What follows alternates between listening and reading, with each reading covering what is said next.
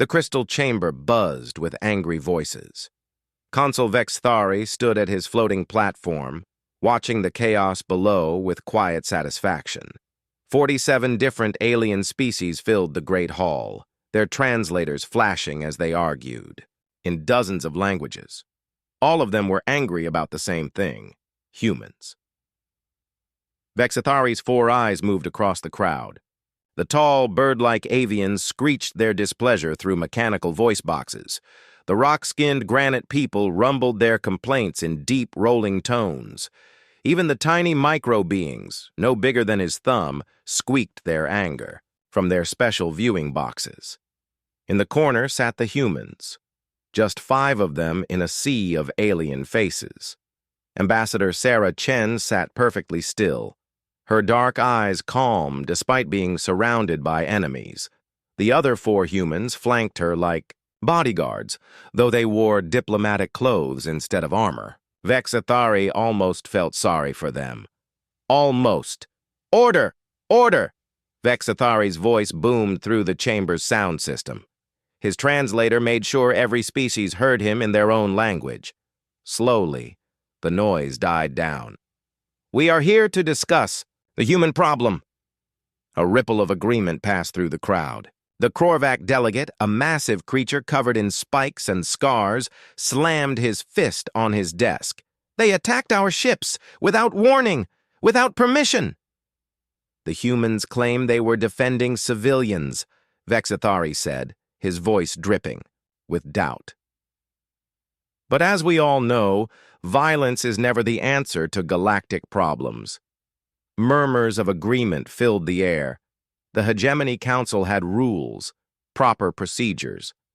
When conflicts arose, you filed complaints. You held hearings. You passed sanctions. You didn't just start shooting. Near the back of the chamber, the Etherians floated in their special water tanks. They looked like giant jellyfish made of light, their tentacles moving slowly through the liquid.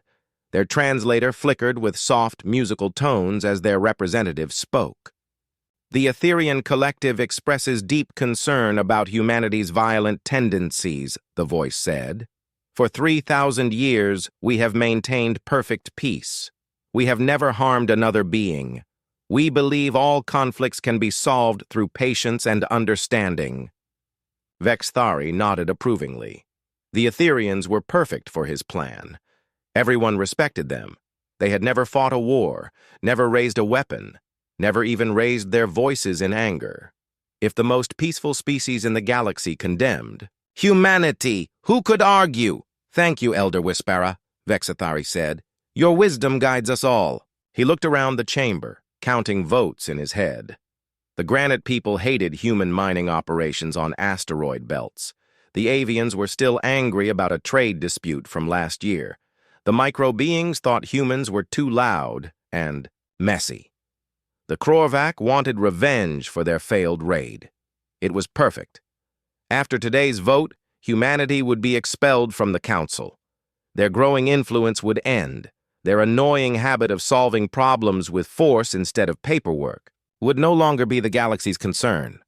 "Now," Vexithari announced, "we will hear opening statements. The Krorvac Dominion will speak first." The spike-covered delegate stood up. Each movement made his armor clank and scrape. 3 days ago, our salvage fleet was conducting lawful recovery operations at the Kepler 442 mining station. The facility had been abandoned for weeks. Under galactic salvage law, this made it our property.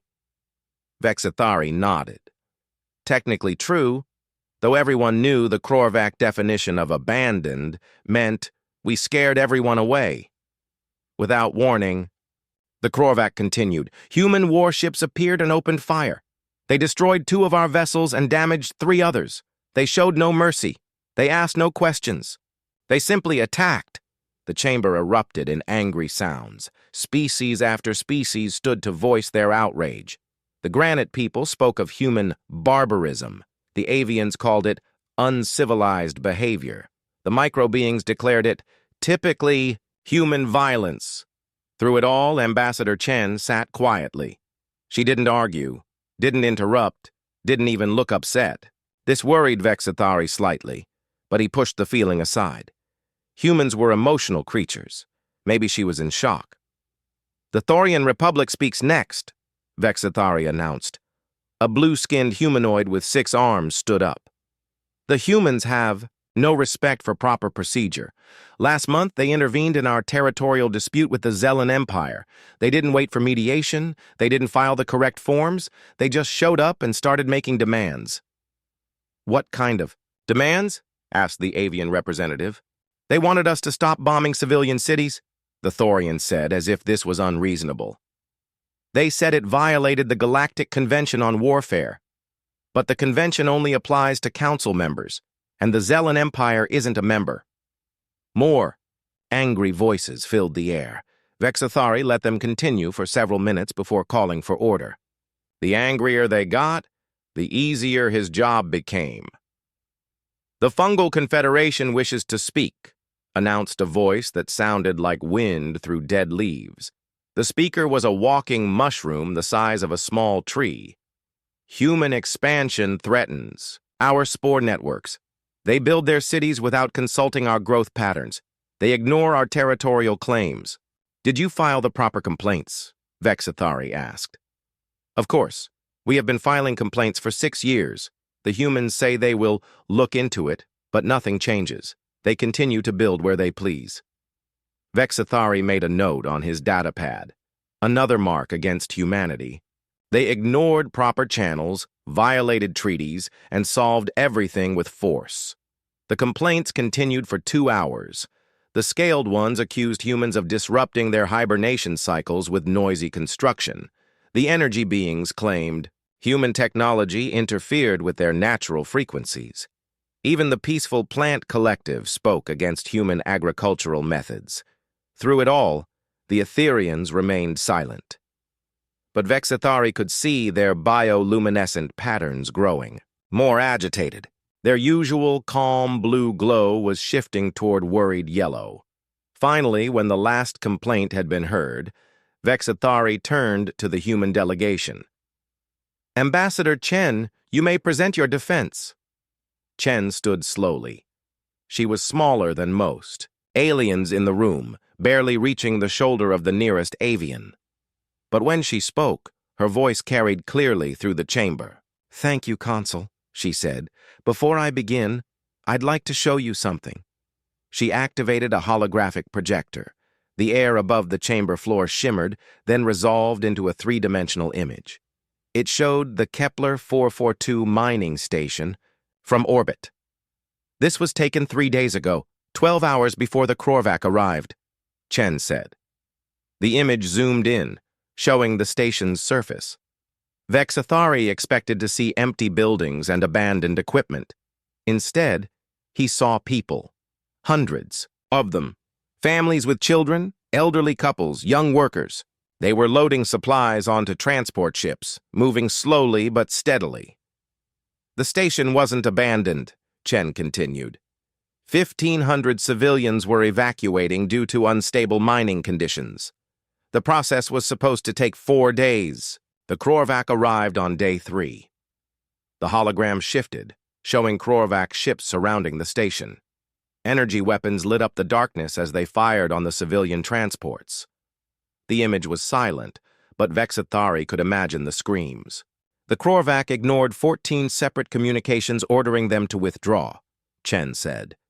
They continued their attack for 6 hours before our ships arrived. Vexathari felt the first stirrings of doubt. The hologram showed clear evidence of civilian casualties. But surely there had been proper channels to follow, procedures to observe. "What about diplomatic solutions?" he asked. "Did you contact the Council? File for emergency intervention?" Chen smiled, but there was no humor in it. "We filed 17 emergency requests. All were acknowledged and scheduled for review. The earliest available hearing was in 18 months. Proper procedure takes time," Vexathari said weakly. "The civilians would have been dead in 18 hours, Chen replied. The chamber fell silent. The hologram continued to play, showing the aftermath of the Krorvac attack. Burning ships, scattered debris, bodies floating in space. Then new ships appeared, Human vessels, smaller than the Korvac raiders but faster. They moved with practiced precision, driving off the attackers while rescue shuttles moved among the wreckage, searching for survivors. "We saved 837 people that day," Chen said quietly. "We lost 2 of our own ships and 43 crew members, but we saved 837 people who would have died while we waited for the proper forms to be filed." Vexathari looked around the chamber. The angry voices had gone quiet. Some species were studying their data pads. Others stared at the hologram with uncomfortable expressions. But it was the Etherians who worried him most. Their bioluminescent patterns had shifted again, from yellow to deep purple. In 3,000 years of galactic history, no one had ever seen an Etherian glow purple. Ambassador Chen turned to face Elder Wispara directly. "Your people have maintained peace for 3 millennia.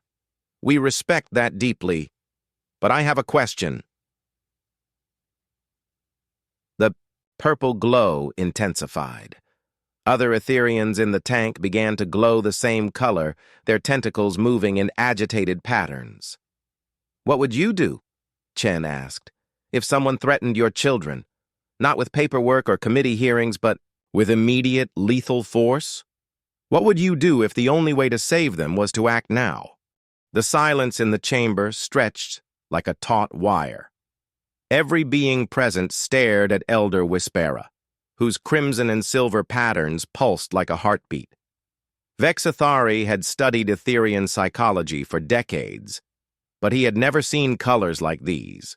His databanks contained no reference to such patterns. Ambassador Chen remained standing, waiting patiently for an answer. The holographic display still showed the aftermath of the Korvac attack. Twisted metal, scattered debris, and the small shapes of rescue shuttles searching for survivors. "Elder Wispara," Vexathari said carefully, "perhaps we should return to the matter at hand. The humans violated proper procedure." "No." The Etherian's voice cut through the air like a blade. The harmonic undertones made several species flinch. "The human has asked a question that deserves an answer." The ancient being's tentacles moved in slow, hypnotic patterns. The other Etherians in the tank had gone completely still, their own patterns shifting to match their elder's crimson glow. 3,247 years ago, Wispara began, "my people lived on 17 worlds. We had no weapons, no armies, no concept of war. We believed, as we do now, that all intelligent life was sacred, that violence was the mark of primitive minds." Vexathari felt cold dread creeping up his spine. Ancient history was dangerous territory, full of events that didn't fit modern thinking. "We were wrong," Wispara continued, "not about the value of life, but about the universe itself. We thought our peaceful nature would protect us. We thought other species would share our respect for existence." The Etherians' patterns shifted, showing memories older than most civilizations. "Then they came. The Devourers." A gasp ran through the chamber. The Devourers were myth, stories told to frighten children, dark shapes that consumed everything they touched, leaving empty space behind. "They were not myth," Wispara said, reading the room's thoughts. "They were real. They consumed matter, energy, life itself. They turned thriving worlds into dead rock, then consumed the rock as well. Nothing satisfied their hunger." Ambassador Chen nodded slowly. "How did you respond?" "At first we tried diplomacy," Wispara replied. "We sent messages of peace, offers of friendship, proposals for coexistence. The Devourers consumed our messengers. We tried gifts of art, music, and philosophy. They consumed those as well." The chamber was dead silent now. Even the Korvac delegate had stopped fidgeting with his weapons. When they reached our outer colonies, we sent evacuation ships. Peaceful vessels with no weapons, carrying only refugees. The Devourers consumed those too. Ship by ship, world by world, they ate their way toward our homeworld. Vexathari wanted to interrupt, to steer the conversation back to safe ground, but Wispara's voice held everyone captive. We called emergency meetings. We formed committees. We passed resolutions condemning the Devourer attacks. We sent strongly worded diplomatic protests to empty space. We followed every proper procedure, every civilized protocol. The Ethereans' patterns blazed brighter. And while we talked, they kept killing. While we debated, they kept consuming. While we waited for proper responses, our people died by the billions. Chen's voice was soft but clear. What changed? They reached serenity, Wispara said. Our nursery world, where our young float in sacred pools, learning to think their first thoughts, where new life begins its journey toward wisdom. The Etherean's entire body pulsed with crimson light. The Devourers began consuming the pools. We could hear our children's minds crying out as they were torn from existence. Innocent beings who had never known fear, experiencing terror for the first and last time. Vexithari realized he was holding his breath. Around the chamber, other beings leaned forward despite themselves. That was when we learned the difference between peace and pacifism, Wispara said. Peace is a choice. Pacifism in the face of evil is cowardice. The word hung in the air like an accusation. Several delegates shifted uncomfortably. We had no weapons, the Etherean continued. No armies, no experience with war. But we had ourselves. We had our bodies, our energy, our willingness to sacrifice everything for our children. Chen's eyes never left the ancient being. What did you do? We wrapped ourselves around their ships, Wispara said simply. Billions of us. We surrounded their fleet and released every joule of bioelectric energy we possessed. We turned our bodies into weapons, our life force into ammunition. The chamber erupted in shocked whispers. The Ethereans, paragons of peace, describing mass suicide attacks. We died, Wispara continued, ignoring the noise. Billions of us died in the void of space. We had no burial rites, no final ceremonies. We simply chose to end our existence so that our children might live. And it worked? Chen asked. It worked. The Devourers had never faced prey that fought back. They consumed matter and energy, but they couldn't consume the will to sacrifice everything for love. Our bioelectric explosions tore through their ships, shattered their formations, broke their advance. Wispara's patterns shifted to deep gold, the color of ancient memory. We destroyed them utterly. Not one Devourer ship escaped. Not one trace of their species survived. We committed genocide to save our children, and we have never regretted it. The chamber was silent except for the soft hum of life support systems. Vexithari stared at the Etherean in shock. Everything he thought he knew about them, about peace, about civilization itself, crumbled in the face of this revelation. Afterward, Wispara continued, we chose peace again.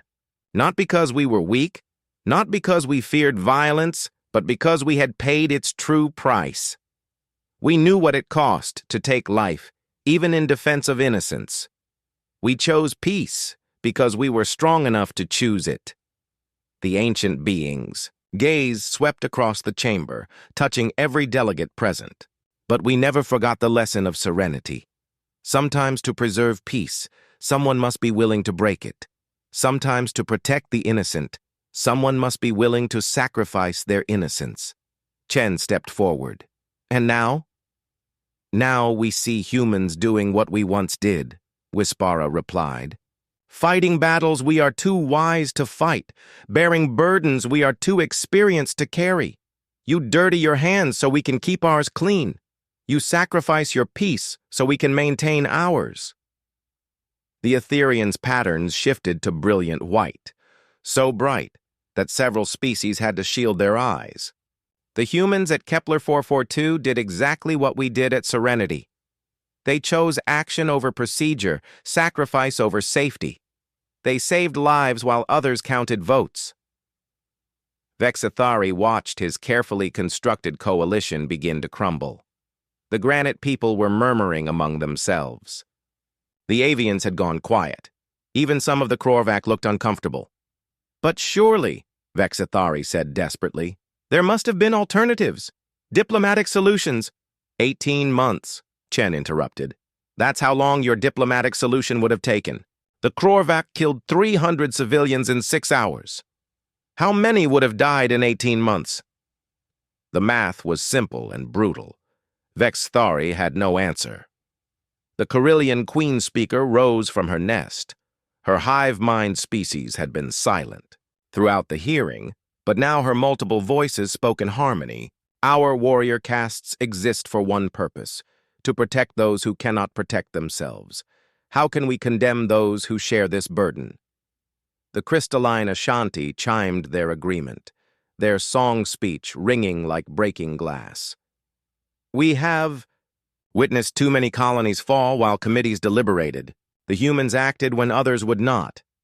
Even the Vegan collective, who had fought a bitter war with humanity just 5 years ago, stood to speak. Humans destroyed our battle fleet when we attempted to enslave their colony world. They could have destroyed our entire civilization in return. Instead, they offered us trade agreements and cultural exchange programs. They chose restraint when they could have chosen revenge." Vexithari realized his fundamental mistake. He had assumed that all species would see humanity through his own lens, as violent primitives disrupting the cosmic order. But most species in the galaxy had faced predators. Most had experienced moments when choice meant life or death for their people. The humans hadn't just defended a mining station. They had reminded the galaxy what courage looked like. Ambassador Chen didn't gloat over the changing mood. Instead, she addressed the chamber with quiet dignity. "We don't ask you to become like us. We don't ask you to abandon your principles or change your peaceful ways. We only ask that you understand. When darkness comes for the innocent, someone must be willing to stand in its path." She paused, looking directly at Vexithari. "If that burden falls to us, we'll bear it. Not because we enjoy violence, but because the alternative is unconscionable." The Krorvak delegate stood up abruptly. "This changes nothing. They still attacked. Our ships, they still violated our sovereignty." "Your sovereignty?" Chen turned to face him. "Over what? Dead civilians? Murdered children? Is that the sovereignty you claim?" The spike-covered alien snarled. "They were trespassers, illegal settlers. Our laws—" "Your laws," interrupted the Etherian elder, "do not supersede the right to life." Wispara's patterns had shifted again, back to the crimson and silver of ancient memory. "We have seen what happens when law becomes more important than life. We have paid the price of choosing procedure over protection." The Krorvak delegate looked around the chamber seeking support, but found none. Even his usual allies had gone quiet. "This hearing is a sham." The chamber buzzed with nervous energy as delegates huddled in small groups, whispering urgent conversations. Vexithari watched his carefully planned coalition dissolve before his eyes. Species that had arrived demanding human punishment were now questioning their own positions. The Etherian revelation had changed everything. For 3,000 years, they had been the galaxy's moral compass, the ultimate example of peaceful civilization. If they could admit to violence, even justified violence, then perhaps violence itself wasn't always wrong. "Order!" Vexithari called, his voice cracking slightly. "We will now hear additional testimony." The granite people's delegate stood first. His rock-like features shifted as he spoke, each word carefully chosen. "The granite collective wishes to reconsider our earlier statement." Murmurs rippled through the chamber. The granite people never changed their minds. They were famous for their stubbornness. "Our mining operations have been attacked 17 times in the past 5 years, the delegate continued.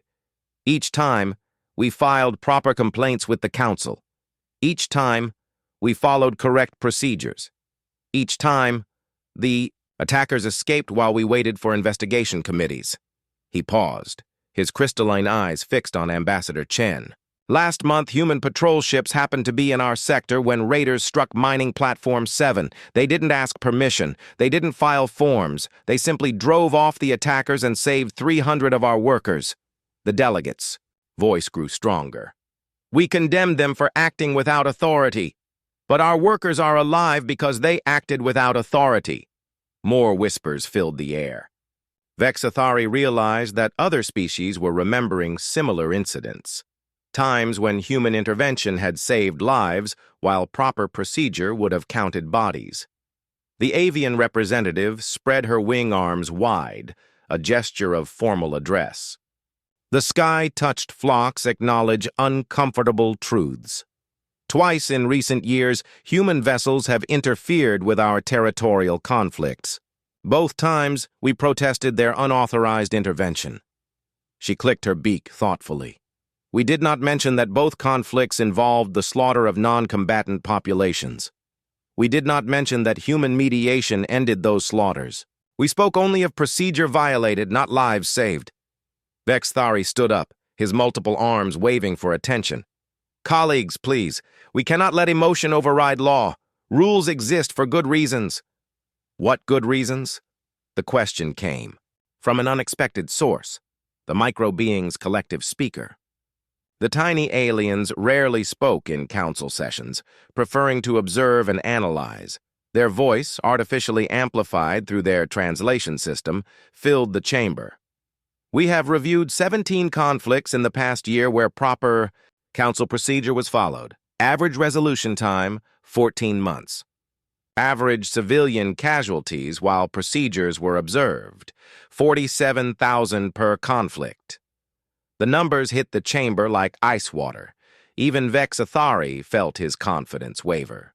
We have also reviewed 12 conflicts where humans intervened. Without authorization, the micro-beings continued. Average resolution time, 6 days. Average civilian casualties, 800 per conflict. The math was devastating. Human barbarity saved lives by the tens of thousands. Ambassador Chen stepped forward. May I address the concerns about procedure? Vexathari wanted to refuse, but too many delegates were nodding agreement. You may speak. Thank you. Chen activated another holographic display. This one showed a timeline stretching back 5 years. Red dots marked conflicts across the galaxy, with data streams showing response times and casualty figures.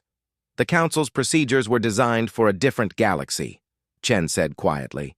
A galaxy where conflicts were rare, where most species respected law, where time was available for careful deliberation.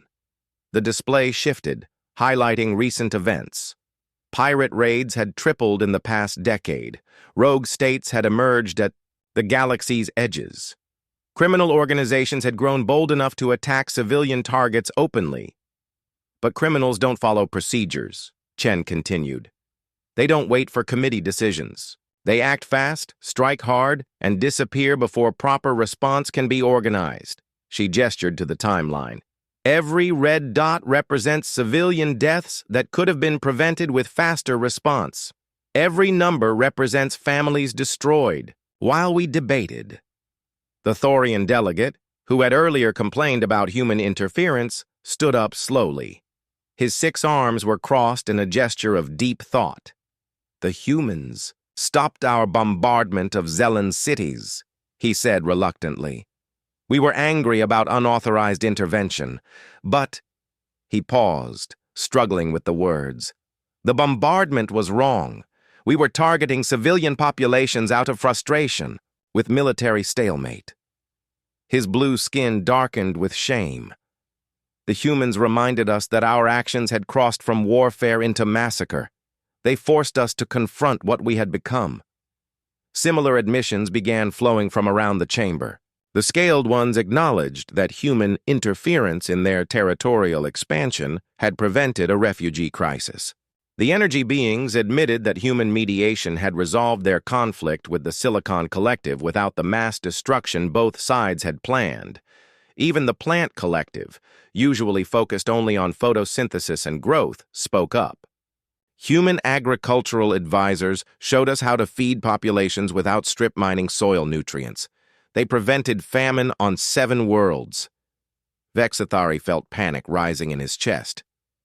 These are all minor incidents. The greater issue is the precedent.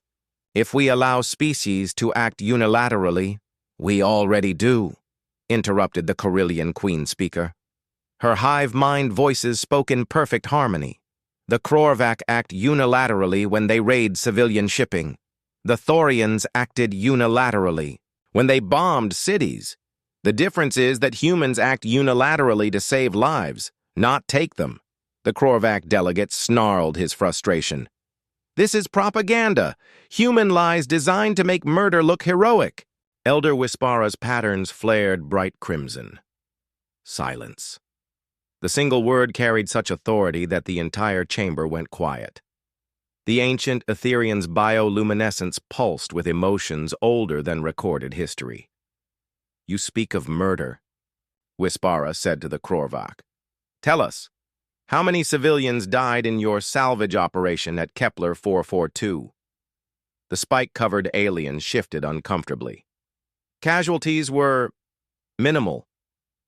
312, Chen said quietly. That's how many bodies we recovered from the transport ships you destroyed, including 73 children under the age of 10. The chamber erupted in shocked gasps. The Krorvak delegate stepped backward as angry voices rose around him. They were trespassers, he protested. Illegal settlers. Our actions were legally justified. Legal, repeated Wispara, does not mean moral. The Etherean's patterns shifted to the deep purple of ancient sorrow. We learned that lesson when we watched the Devourers consume our colonies while we debated legal responses. Law without compassion is not civilization, it is organized cruelty.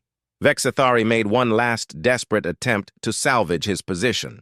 But if we abandon procedure, we invite chaos. Every species will claim justification for violence. The galaxy will descend into warfare. Will it? Chen asked quietly. How many unauthorized interventions have humans made in the past 5 years? She activated another display showing detailed records. 47 interventions in 60 months, all against criminal activity or civilian massacres. 0 interventions in legitimate territorial disputes. 0 invasions of sovereign space. 0 attempts at conquest or expansion. The data was undeniable. Humans consistently intervened only when innocent lives were at stake. We don't want to be the galaxy's police force, Chen continued. We don't want to make decisions for other species. But when we see children being murdered while committees debate response protocols, we cannot stand idle. The Fungal Confederation's representative rustled his spore leaves thoughtfully. Perhaps the question is not whether humans should be punished for acting without authority, but whether they should be given authority to act. The suggestion sent shockwaves through the chamber. Official authorization for human military intervention? It was unthinkable. It was revolutionary. It was logical, said the micro-beings. Current data suggests human intervention reduces civilian casualties by an average of 98.3%. Formalizing such intervention through proper channels would maintain Council oversight while preserving rapid response capability. Vexathari stared in horror as his worst nightmare took shape. Not only were humans avoiding punishment, they were being offered expanded powers. This is madness, he declared. Humans are violent primitives. Give them authority and they will abuse it. Will they? The question came from the Vegan Collective's delegate. 5 years ago, our fleets battled human forces over the Antares colony. We were soundly defeated, Vexathari remembered. It had been humanity's first major military victory against a council species. We expected conquest, the Vegan continued. We expected enslavement, as we had planned for their people. Instead, Humans offered us trade agreements, cultural exchanges, and medical assistance during our post-war reconstruction.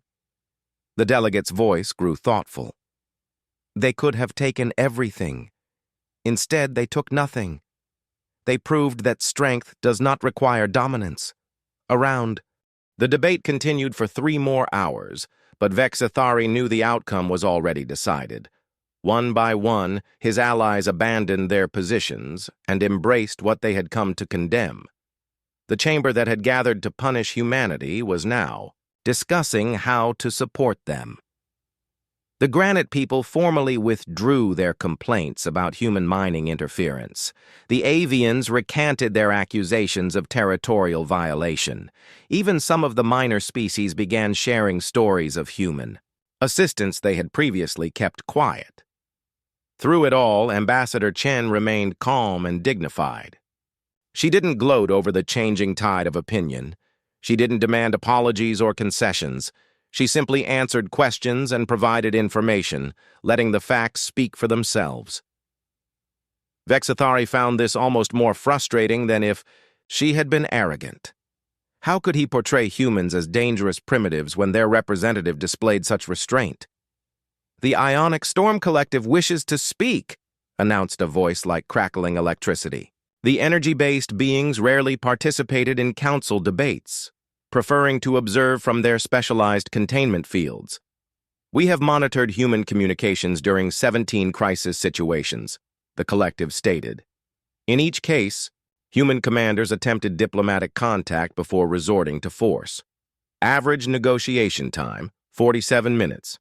Only when threats to civilian populations became imminent did they resort to violence. Another nail in Vexithari's coffin. Even the neutral observers were supporting humanity's methods. The Crystalline Federation chimed their agreement. Human rescue operations consistently prioritize civilian evacuation over military objectives.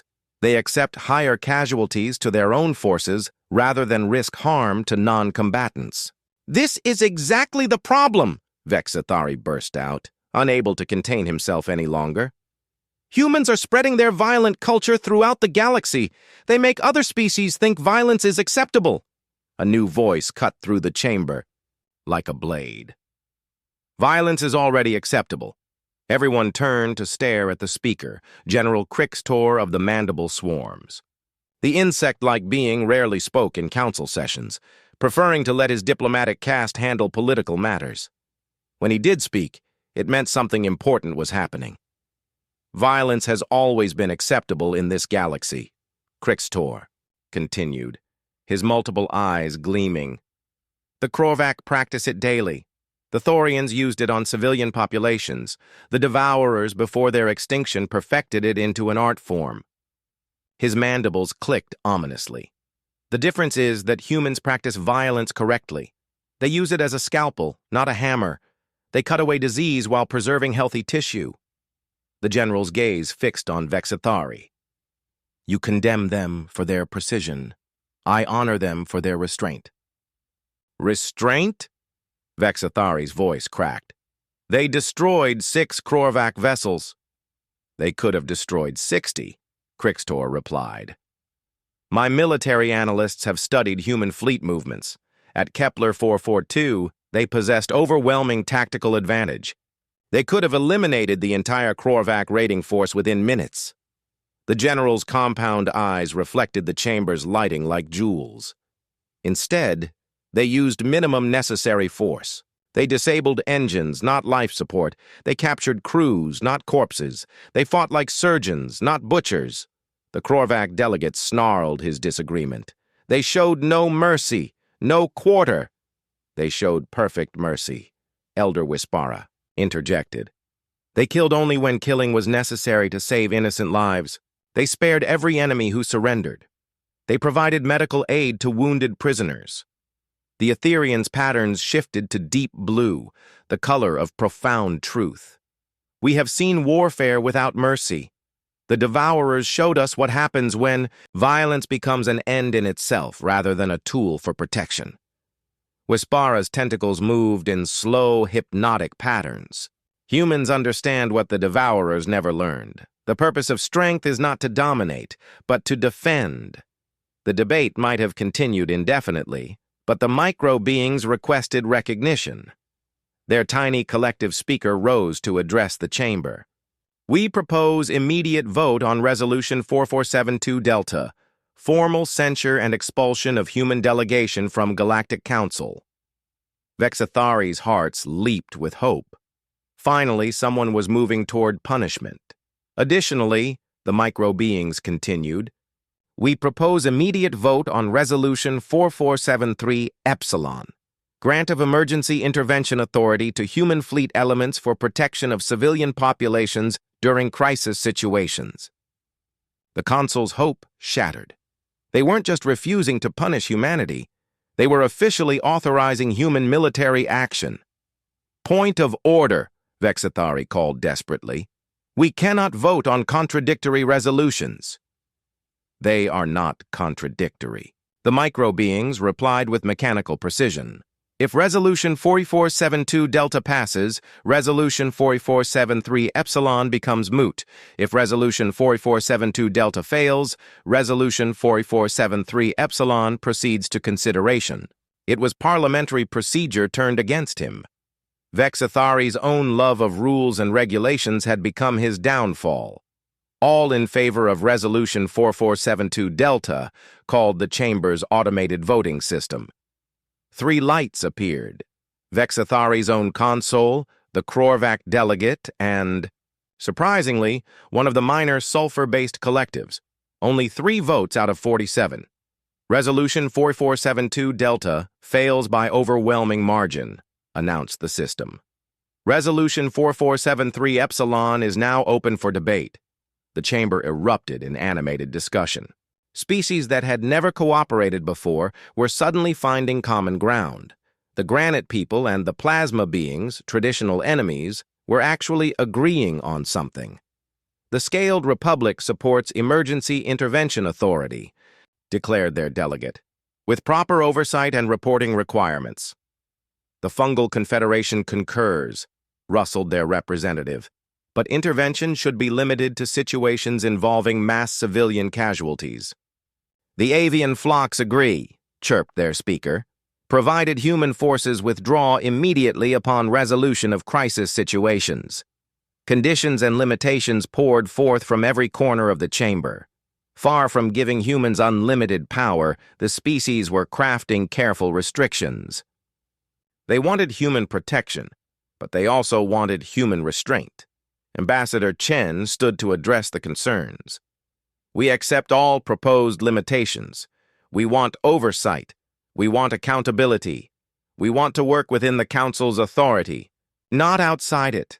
She paused, looking around the chamber. We never wanted to act alone. We only acted alone because no one else would act at all. Elder Wispara's patterns brightened to brilliant white. Then let us ensure you never have to act alone again. The ancient being's voice carried throughout the chamber. The Etherian Collective proposes formal alliance with human military forces. Our medical and support vessels will accompany human interventions. Our diplomatic corps will provide political cover. Our resources will support humanitarian operations. The offer sent shockwaves through the assembly. The Etherians hadn't involved themselves in military operations since the Devourer War. Their participation would legitimize human actions in ways no amount of voting could achieve. The Carillion swarms pledge warrior caste support, announced Queen Speaker Vexana. Our forces will assist in evacuation and rescue operations. The Crystalline Federation offers industrial support, chimed their delegate. Our construction vessels will aid in post-crisis reconstruction. The Ashanti Chorus provides communications coordination, sang their representative. One by one, species that had come to condemn human violence were volunteering to participate in it, not for conquest or dominance, but for protection of the innocent. Vexathari watched in stunned horror as his greatest fear took shape, a galactic coalition united behind human military leadership. But as he looked around the chamber, He didn't see conquest or subjugation. He saw relief. For decades, species had watched atrocities unfold while proper procedures ground slowly forward. They had counted bodies while committees debated. They had wrung their hands while criminals laughed at their laws. Now finally, someone was offering an alternative. Someone willing to act when action was needed, to fight when fighting was necessary, to bear the moral burden of violence so others could maintain their peace. The vote on Resolution 4473 Epsilon was 44 in favor, 3 against. Only Vexathari, the Krorvac delegate, and the Sulfur Collective opposed it. Resolution 4473 Epsilon passes, announced the voting system. Human fleet elements are hereby granted emergency intervention authority under Council oversight, effective immediately. Ambassador Chen bowed formally to the chamber. We accept this responsibility with humility and determination. We will not abuse the trust you have placed in us. As the session ended and delegates began filing out, Vexathari sat alone at his consul's platform. His political career was over. His species would recall him in disgrace. His vision of a peaceful galaxy ruled by proper procedure had crumbled in a single day. But as he watched humans and aliens talking together, planning joint operations and shared protocols, he began to understand something he had missed before. Peace wasn't the absence of conflict. Peace was the presence of justice, and sometimes ensuring justice required the threat of force. The humans hadn't destroyed galactic civilization. They had revealed what it could become, a community where the strong protected the weak, where power served justice, where no innocent suffered while others debated. It wasn't the 6 months later, Ambassador Sarah Chen stood in the same crystal chamber, but everything had changed.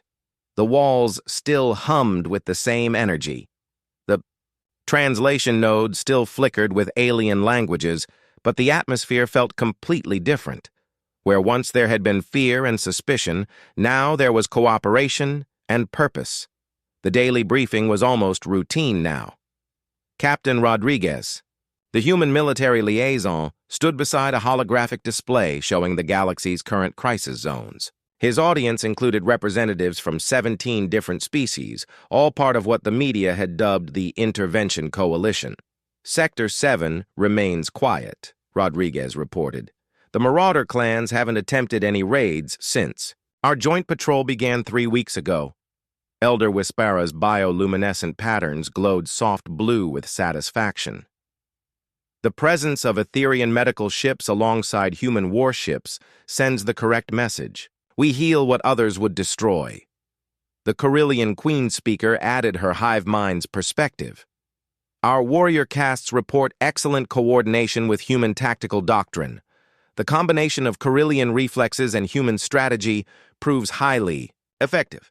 Chen smiled as she listened to the reports. The past 6 months had seen more successful interventions than the previous 6 years of traditional diplomacy. Pirates and raiders were actually avoiding systems known to be under coalition protection. Criminal organizations were dissolving, rather than face coordinated response. But the real victory wasn't military, it was cultural. Species that had spent centuries viewing each other with suspicion were learning to work together. The granite people, who had traditionally solved problems by outlasting them, were adapting human rapid response techniques. The Etherians, who had avoided all conflict for millennia, were providing crucial medical support in combat zones. Any word from the Outer Rim territories? Chen asked. The Zelon Empire has requested assistance with refugee processing, Rodriguez replied. 3 million civilians fleeing the Blight Zone. They need evacuation support within 2 weeks. The Plant Collective offers agricultural support, their representative immediately volunteered. We can establish food production on any suitable worlds. Crystalline Federation construction vessels are available for temporary housing, chimed their delegate. Etherian Medical Corps will handle health screening and treatment, added Wispara. Chen nodded approvingly. The coalition had become more than a military alliance. It was a humanitarian organization that happened to have very good security. Species contributed according to their strengths, creating responses no single civilization could manage alone. What? About the former Krorvak territories? She asked. A shadow passed over the assembly. The Krorvak Dominion had collapsed 2 months ago, torn apart by internal rebellion after their raiding economy proved unsustainable. Their former territories were now a patchwork of independent worlds, some peaceful, others descending into chaos. Mixed situation, Rodriguez admitted. 17 worlds have requested council membership and coalition protection. 11 are still controlled by warlord factions. 3 have gone completely dark. No communications for weeks. Recommendations? The peaceful worlds get fast-tracked into the council, he said without hesitation. For the warlord territories, we offer amnesty in exchange for civilian evacuation rights. The dark zones, we go in carefully and prepared for anything. It was a perfectly human approach. Hope for the best, plan for the worst, and never abandon the innocent. Other species had initially found this philosophy confusing, but they were learning to appreciate its effectiveness. Elder Wispera's patterns shifted to thoughtful purple. The dark zones concern us. Complete communication silence suggests either technological failure or systematic population control. Could be worse, Chen said quietly. Could be another devourer situation. The chamber fell silent. Even after 3,000 years, the mention of the devourers sent chills through the Etherian delegation. But other species had learned the lesson. 2. Some threats were too dangerous to ignore, too evil to negotiate with. We go in prepared for rescue operations, Chen decided. Full coalition response, medical ships, construction vessels, warrior castes, the works. If there are survivors, we get them out. If there are hostiles, we deal with them. Around the chamber, alien heads nodded in agreement. 6 months ago, such a mission would have required weeks of debate and committee approval. Now it was simply the right thing to do. The briefing continued with routine matters, trade dispute mediation, natural disaster response, and the ongoing integration of former criminal territories into legitimate governance. It was the kind of work that had once taken years to organize and implement. Now it happened automatically, as natural as breathing. After the formal session ended, Chen found herself walking through the station's observation deck with Elder Wispara. The ancient Etherian floated in a portable water tank, their tentacles moving in slow, contemplative patterns. "Do you ever regret it?" Chen asked quietly. "Regret what?" "Choosing to stand with us. Your people maintained perfect peace for 3,000 years. Now you're part of a military alliance." Wispara's patterns shifted to warm gold. "We maintained the appearance of peace, but peace built on the suffering of others is not peace at all. It is willful blindness." The Etherian's bioluminescence pulsed gently. "We learned long ago that sometimes you must fight to create the conditions where fighting is no longer necessary. The galaxy is safer now because someone is willing to stand against those who prey on the innocent." Chen nodded, watching the stars. Wheel slowly passed the observation port. "It's still hard sometimes, making the choice to use force even when you know it's right." "Good," Wispara replied firmly. "The day it becomes easy is the day you become what you fight against." They stood in comfortable silence for a while, watching ships come and go from the station.